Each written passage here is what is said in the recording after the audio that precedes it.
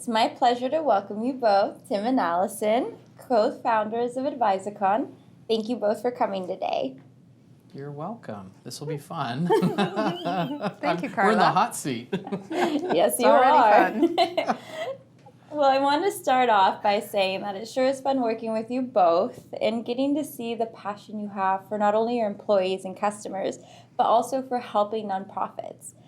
I'm very excited to have this opportunity to be able to interview you and am looking forward to hearing from you both as we discuss today's topic on cultivating work-life balance, especially since you are not only co-founders, but also husband and wife co-founders.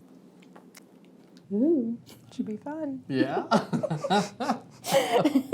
In our session today, we'll be discussing how to cultivate a work-life balance. Now, it's no secret that many business leaders, company founders, and owners wrestle with this. And I'm sure you both have different approaches to this, and I believe it would be helpful for people to hear not only your struggles and successes, but also any advice you may have for them. Oh, this would be very interesting, so yeah.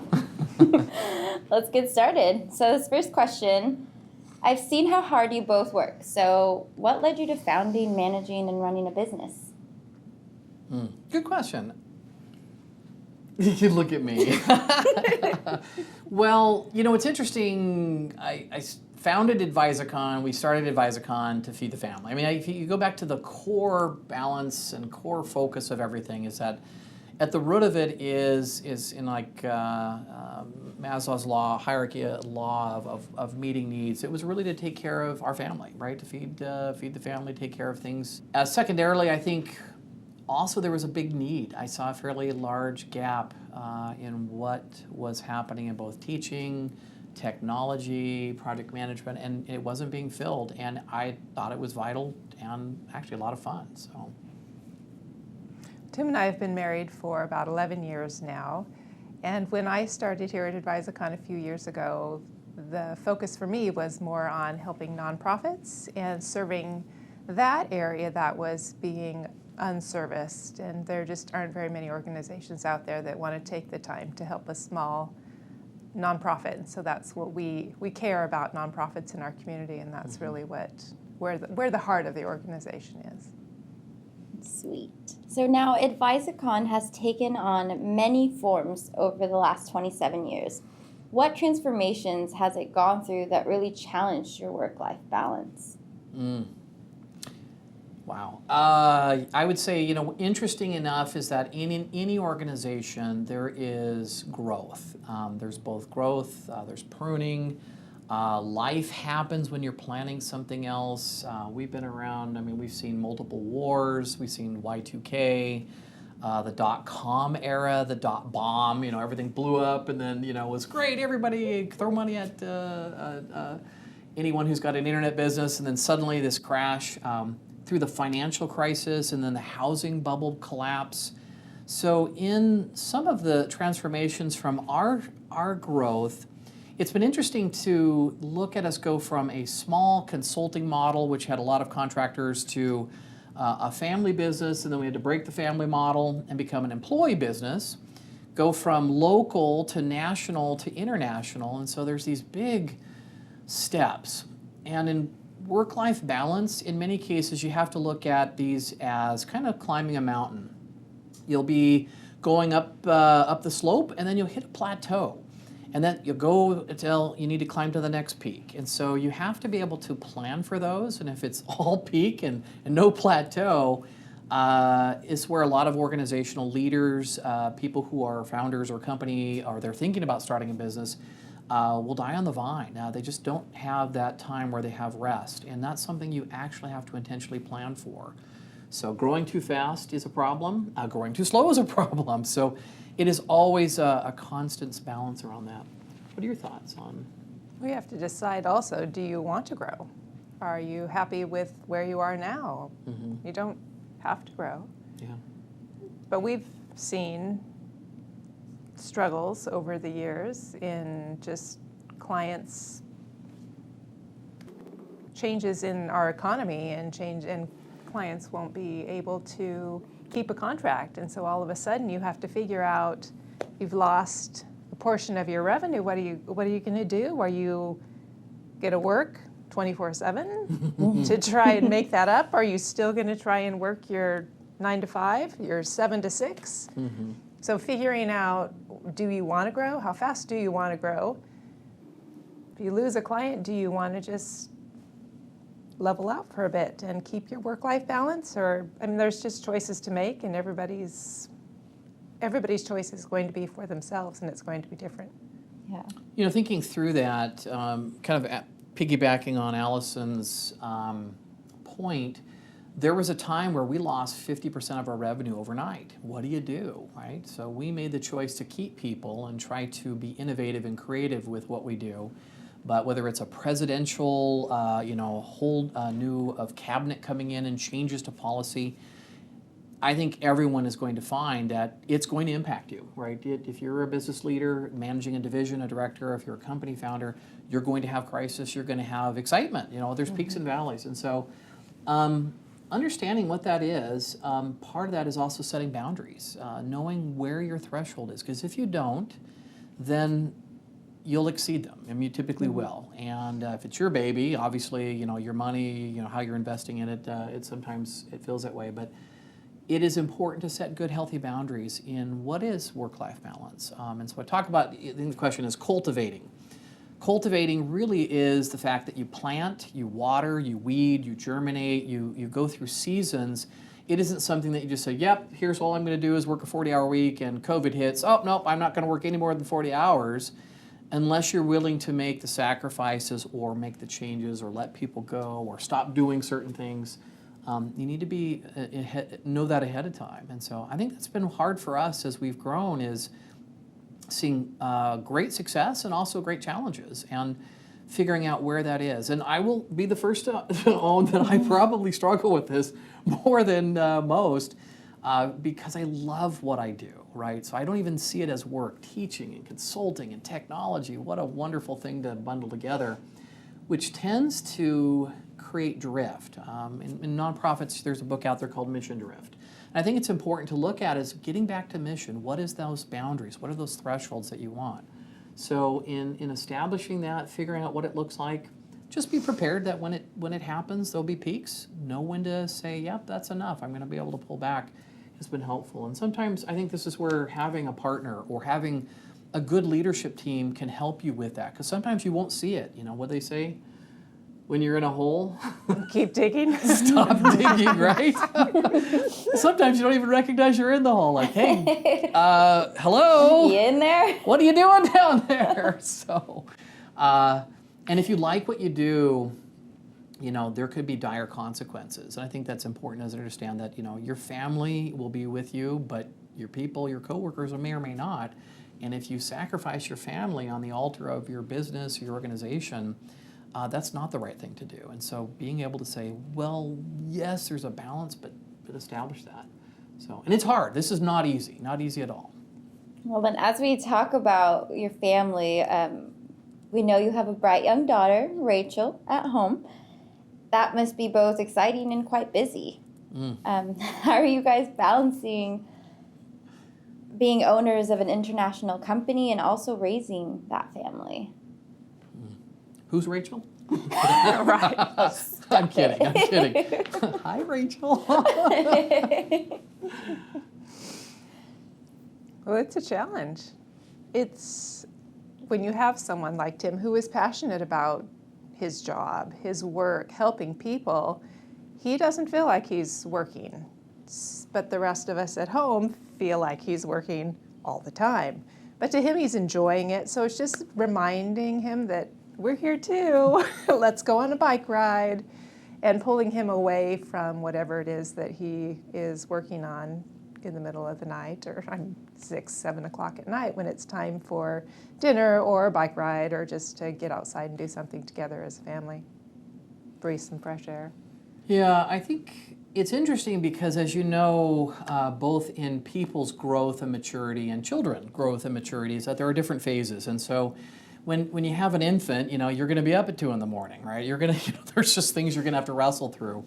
But as they get bigger and suddenly they're doing soccer and drama, you know, there's just a finite period that you'll miss. You'll miss that window, these little golden moments. And so it's interesting with COVID, this whole ecosystem, we spent a lot of time working remotely. And while I got to see more of my family, which was exciting, at the same time, though, you need to be able to be in the moment. You have to find ways to be in the moment. And I find what's useful for me is to time block. So a lot of times, as you know, there's infinite amount of things to do. That's the great thing about work, is there's always and will always be something to do. But time block, schedule your vacation, plan for it, plan to get out at a certain time. I even have asked some of my senior staff to remind me I need to get out of the door by this time. And I might be immersed in something or working through a complex scenario, but you have other people that have your back. And so it's not something you have to do alone, but time blocking, use your calendars, schedule appointments. I mean, we plan our vacations a year in advance, make sure that we have those things blocked out, so that when we're scheduling, we actually see, oh, we need to work around that. Or, hey, look, we've got dentist appointment, we've got theater group, you know, what are we gonna do here? And you just plan for it. And the rest is also just leave some, I'd say, some flexibility in your schedule for the anomalies. Yeah, the unexpected fun stuff or the unexpected crisis that happens. So death in the family, things like those happen. Just got to be prepared for it. Or suddenly there's an opportunity to go and just watch those precious moments and watch your kids do that. So I try and make it work, but again, you have to be intentional about doing that. I think that's really the key. That's awesome. Well, Tim and Allison, what advice would you give to other business leaders, managers, or nonprofit founders that would help them be successful, whether they're currently balancing or working to balance their personal and professional lives? Pick some hours you want to work. Pick if it's 6 to 8 or 7 to 6 or whatever it is, and try to stick with those hours. Because if you are self-employed, work is 24/7, can be 24/7. That's not healthy for anyone. Yeah, I usually look at it like there are seasons. Make hay when the sun shines, right? When there's time and you really need to pour energy into it, you need to do it. But in risk management, one of the things that you learn about risk management is that a lot of times we embrace risk. Just because there's risk doesn't mean we have to do everything to try and avoid it. You may have to embrace the fact that there is a risk. It may occur, it may not occur. And one of the areas I know that I personally found extremely helpful in that methodology is something called a risk trigger. So what that means is you identify a risk, say, hey, this might happen. What's the likelihood? And what do we do to make sure it doesn't happen? So again, that cultivating is saying, look, I want to avoid an imbalance in my work life. What am I going to do in terms of a mitigation plan to make sure that that doesn't happen? But if it does happen, where I'm starting to get out of balance, then what mechanism am I going to do? Having a clear set of deliverables that goes, I looked at my hours, for the last, month, and the peak didn't stop. It's continued to go. So planning ahead for that. The problem is that you can have great plans. What I want to do to make sure I don't, work too much or get involved. Or secondary, here's what I'll do if I am doing it. The problem is the ignition. And that's called a risk trigger. And the idea is you have to know what that trigger is. It says, if my hours exceed X amount within a period, I pull the trigger. We know when to execute these contingency plans. And a lot of times as we're, like a frog in the boiling water, you just don't feel it because you're right there. But these triggers are important. And so that's something that I've had to do is look at where and what are those triggers and find out what those are. And then I can implement time and strategy. So I look at it, is that will really help, because there are times when you do need to be busy, and it's time that, frankly, you make the most when you can. But also, if you've engineered a way that says, I know what my thresholds are, I know what they are, a lot of times you have to go back and look at that. So doing retrospectives, how am I doing? I think accountability is also helpful, which is, nice as having a partner or a spouse to hold you accountable, but also if you have a leadership team with you, that make them empowered to hold you accountable to work-life balance, saying, look, you know what, I can pull some of that stuff off your plate. They actively should be looking, and inversely, you should be doing the same for them. And so when you have that leadership team, we call that team one, which isn't your basically your vertical, meaning, oh, it's the IT department that we all stick by each other. It's really the leadership tiers in an organization, and that is something that's important to have, trust and camaraderie around. And I find that really helps, because inversely, there's always plenty to do, and sometimes you have to just say, you know what, no, the answer is no. And people respect that, but you got to be firm, not squishy, and so these triggers help you go, there it is, I've crossed that threshold, here's my trigger, I need to make sure I do something about it. How am I doing? We'll have a chat later. Nice. Well, here's a fun question. If you could just hop on into a time machine and go back in time to any point of your career in running this company, what would you change and why? Time machine. Oh.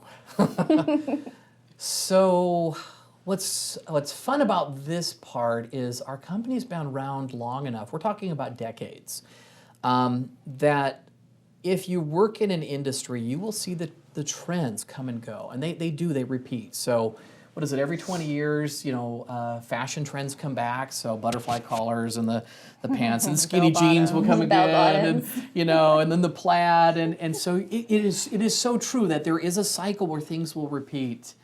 And so there are some pivotal times, I think, really shifting from breaking what I call the family model, where you have family members working in the business, and sometimes they don't get it, right? It's just not there. So there's times where I would go back, I guess I would look at it, which is key decision points. And if I could go back in time to certain transitional growth stages for us, I'd probably go back and just say, take a chill pill. Take a deep breath, right? This isn't the end of the world. Some of the decisions you make, it's not your last meal. But also to recognize that not everyone is wired or is going the same direction. So be okay if people want to transition out or hold people accountable, because it may be that there's a mission drift for them. Like they've started here and they've got fulfilled with what they wanted, and now it's been 6, 7, 8 years and they want to do something different. And so making sure that's really clear. So open dialogue. I think there's some key points there. Y2K was amazing. It was just crazy times. Going international, going back, I think setting up better controls, monitoring, controlling, having visibility, having accountability are things that would have saved me a lot of extra work. And instead of me rushing out to fix it, I could have put a lot of things in place, very basic principles. So most entrepreneurs, there's a book out there called E-Myth, and Michael Gerber wrote it, and I think there's another one out there called E-Myth Mastery. But the E-Myth is the entrepreneur's myth that says, I'm really good at doing something, why don't I start a business and do that? And what you find out very quickly is that while you might be really good at teaching or writing databases, or maybe you're really good at creating service level agreements or whatever that may be, you probably suck at running a company, doing collections, accounting, and all these things. Get some help. I think that's what the thing. I remember one year, Advisicon had to pay it was about $75,000 to the IRS. Why? Because we were so lean and efficient, and we starved ourselves so that we could be, we cut every corner and we saved all our pennies. And then we had to write this big, massive check to the IRS. And like, oh my gosh, we could have bought the tools, hired the staff. So it's really get some outside help and some visibility. So that time machine would have really said, look, you don't have the answers. Go get help. Splurge on yourself, right? It's you don't have to do this alone. And I think taking that big, deep breath and going, it's not just all on you, but really look at a wider network. I don't know about what your thoughts were, but nonprofit transformation for us has been something we've been doing for 27 years, is helping and supporting nonprofits, but at the same time, not with a consistent plan, program offering. And so that was a culture change here. Don't know what your thoughts are on the time machine, but if you've got one, I would like to use it. Maybe taking more time off. in the past. Rejuvenates you when you take time off and you think about something other than work. Yeah. But if you make too many changes in that time machine, you're not going to be the same person that you are today. Yeah. So if you like who you are today, you don't want to make too many changes in the past because you'll end up being somebody else or in a different position. Yeah. I was thinking more recently, COVID came, right? We've all lived through it. There will be what we call VUCA, volatile, uncertain, complex, and we talk about these anomalies that happen, and so these VUCA type events will hit, and you're like, oh my gosh, this is just crazy. There's no way to plan for these things. How do you work through there? And with COVID, while I enjoyed seeing more of my family, even though I was sitting in a chair for a crazy number of hours, really working, is that sometimes you can't do it, right? You just, no matter how hard you push, you stop pushing the rope. You need to take that step back. And so, intentionally, planning for the fact that you don't have to do it all, right? Take some of that time. As a leader, it's important to have clarity. So some people pray, some people meditate, some people do both. I think it's really important to find that calm, that quiet time, whether it's go for a walk, go for a run. But that becomes just as important because innovative ideas, things will come up to you that you may not be thinking about while you're in the noise. So I think that's important. You like to help people, so you have trouble saying, no, I can't do that, or maybe not no, but not right now. I could put that on my schedule next week, whereas you're so helpful that it affects your workload and it increases it. Yeah, and that's important, especially with kind of these peaks and valleys.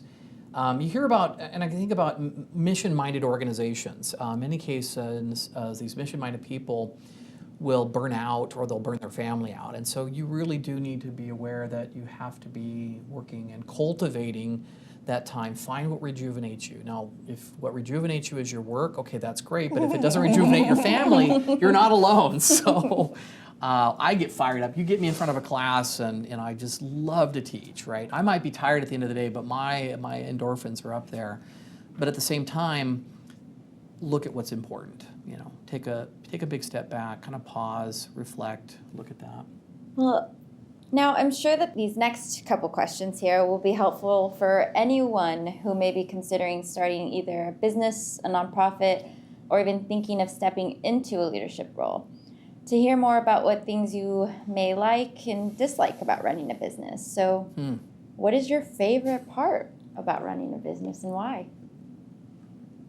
Wow. You want to answer that? There's a lot. You get to work with a lot of great people here at Advisicon. We have wonderful staff, and I enjoy everybody here. And I also enjoy the flexibility that I have in my work schedule. If I choose to work in the middle of the night, I'm not going to be working during the day. So if I have to take my daughter to school, pick her up from school, take her to whatever activity she has going on, those are hours that I'm not available during the day. So I'll schedule my time to work later, after she goes to bed. Those are okay as long as it's not all the time and you're not working all day and all night. So just you can vary the days and the nights, and that's what's worked for me.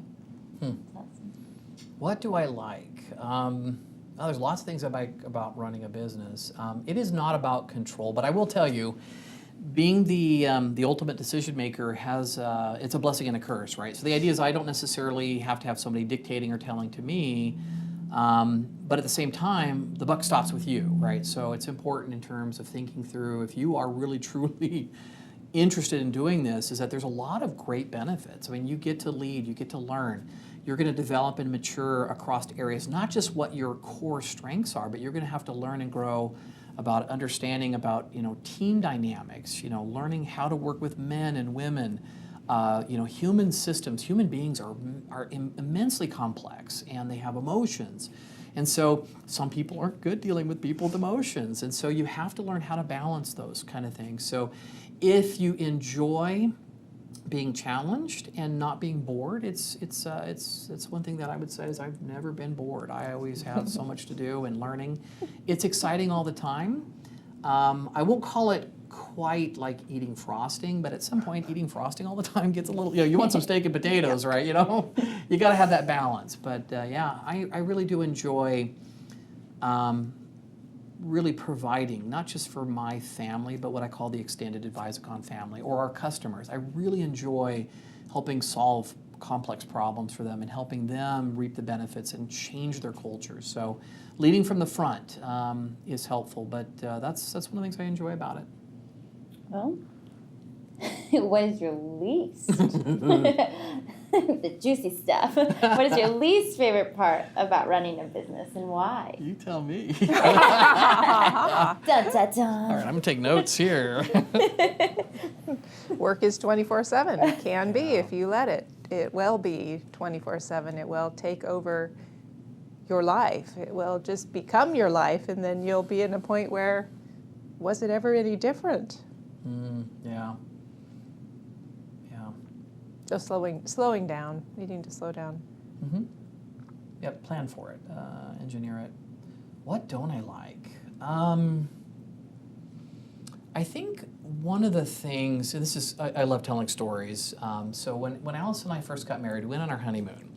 And I know that me personally, and by the way, I hope no Electrolux salesman or Kirby salesman are going to come call me now, but I will tell you, if you get a sales rep or a salesperson in my front door, I'm just putty. Oh, I need that. Oh, I've got to spend $10,000 on a vacuum cleaner, right? And so I really am an eternal optimist, right? So the idea is that I'm always looking for a solution, which is good, but sometimes there is no solution, or the right solution is not to do something. And so I remember when we went on our honeymoon, I told Alice, and I said, all right, if we take any tours, we get any freebies, or they suck us into a timeshare, I can't make the decision, right? I don't want to make the decision, right? You get to tell them I'm unemployed or whatever, but I need some of that balance. And so in terms of being too nice, you have to wrestle through sometimes where you just need to hold people accountable. And the part I guess I don't like is I tell people, be careful what you wish for.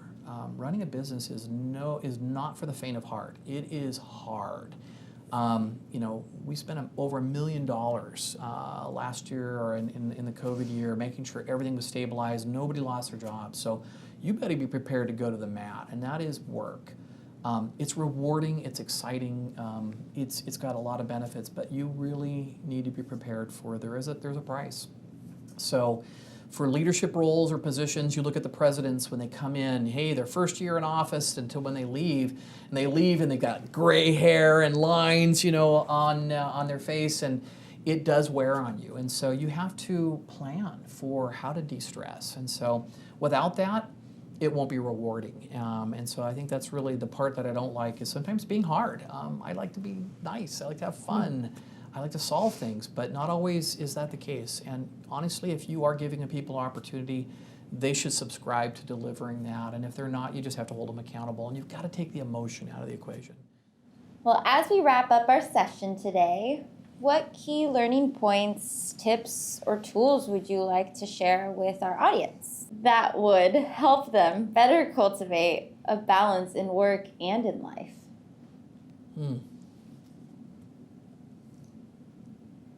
Tools, tips, techniques for cultivating work-life balance. Be present in the moment. Mm-hmm. That's good. When we got married, I made a conscious decision, because as you know, weddings are like crazy, right? It's stressful, all stuff's going on. And I just decided no matter what happens, I wanted to be completely in the moment. Now, me completely in the moment is a little mischievous. So to tell you how crazy this is, so when I was working on my wedding vows, like hours before the session, I knew what I wanted to say, but I had to write it out and kind of plan it and think through it a little bit better. And then I needed to shine my shoes, and I also needed to find some gaffer's tape or some tape. And what I did is I put some tape on the bottom of my shoe. And what I wanted to do was to be in the moment, watching the reactions of people, watching the flower girls and all that stuff happen. And so in our wedding, we had a section where we knelt and prayed. And when I did that, I knelt down, I put my feet facing the audience, and so our back was to the audience. And I could hear the ripple of laughter starting.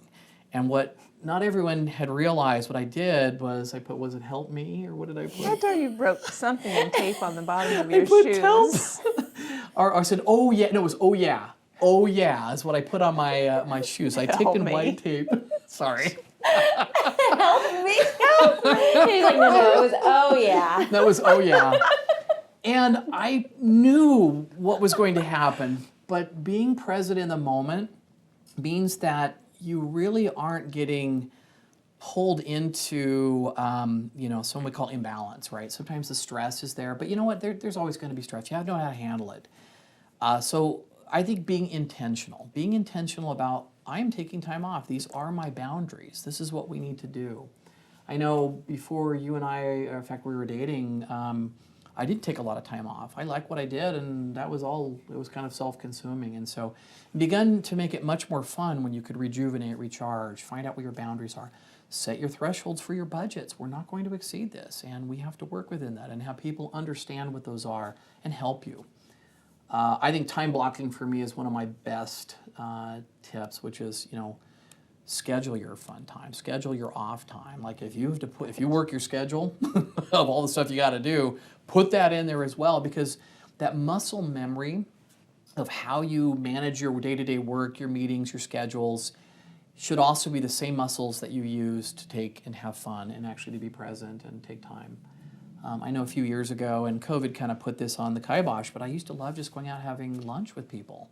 Let's go meet with friends or colleagues or clients you haven't talked to in years. We take some time off. And that was really fun, that reconnection, really important, but you had to be intentional about it. I have noticed that when I schedule your vacation time, it happens. Otherwise, if we don't put something on the calendar, you just keep working. Oh, there's open time there, so just fill it with work, fill it with more work and more work. So remembering to schedule those vacation times, even if it's just camping for the weekend or whatever it is that you enjoy doing. It doesn't have to be a lengthy month-long or even a week-long trip, or even an afternoon. Just remember to do it. Put it on the calendar and then do it. Don't schedule over it. Yep. Block time for travel. Block time to go to lunch. Block the time, and people will learn to respect that. Even if you make it private, just go, look, these are the times. So, but you need to be intentional. And as a leader, whether you own a company or don't own a company, is that these are the things you'll wrestle with. And some people's crisis is you may have to say, look, you're crossing into my boundaries. You need to work on that, and we'll talk about it tomorrow. There's nothing, people aren't typically dying. I know some of the work in nonprofits, people are rescuing, people are starving. There's a lot going on. But in general, most of the time, you can't put something off. There are reasons to have conversations, and you are important, right? If you fail, if you crash, no one else is going to pick that up, and you can't recover from that. So at your 94th, year at your deathbed, you're not going to say, I wish I spent more time doing Teams meeting or, working. It's going to be reflecting on the memories of what you did do and the relationships you had. So, Well, Tim and Allison, I thank you both for sharing your experiences with our community of practice. I appreciate your passion, energy, and the sacrifices you've made to not only help others succeed, but finding a way to balance it all. I know I've learned a lot, and I hope our leadership community also picked up some tips, tricks, and shortcuts. Again, I thank you for your time. Thanks, Carla. You're welcome. It's been fun. It has been fun. Good. Thank you.